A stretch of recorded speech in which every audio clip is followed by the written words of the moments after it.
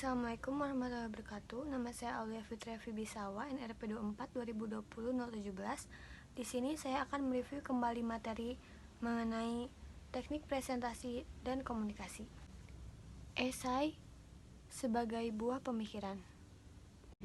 Menulis adalah salah satu bentuk tugas kuliah yang seringkali ditakuti oleh mahasiswa, atau sering juga menjadi tantangan tersendiri bagi mahasiswa. Oleh karena itu, mahasiswa perlu memahami klaim-klaim filosofis tentang menulis. 4 klaim mengenai menulis yang merujuk pada apa yang disampaikan oleh Fab dan Duran tahun 2015. 1. Menulis berarti mengonstruksi. Menulis bukan sekedar mengeluarkan ide atau pendapat secara bebas, melainkan proses mengomposisi, keterampilan untuk membuat atau membangun sesuatu. Penulis harus melakukan kontrol terhadap beberapa hal, meliputi argumen, struktur informasi, struktur teks, gaya bahasa, tata bahasa, dan teknik penulisan serta penyajiannya. Kedua, menulis melibatkan proses rekonstruksi yang berkelanjutan. Dalam menulis, ada proses revisi secara berulang.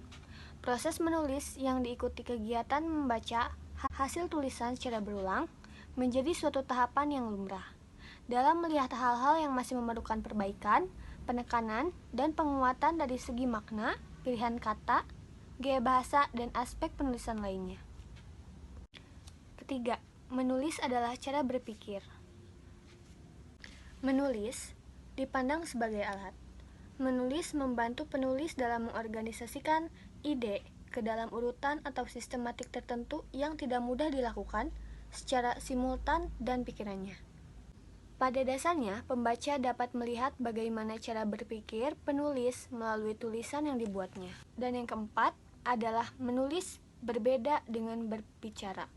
Dalam komunikasi tertulis, pembaca tidak dapat melakukan klarifikasi seperti yang dilakukan saat orang mendengar dan berbicara.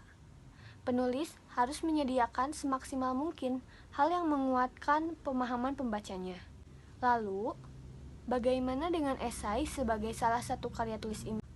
Secara sederhana, esai dapat dimaknai sebagai bentuk tulisan lepas yang lebih luas dari paragraf yang diarahkan untuk mengembangkan ide mengenai sebuah topik.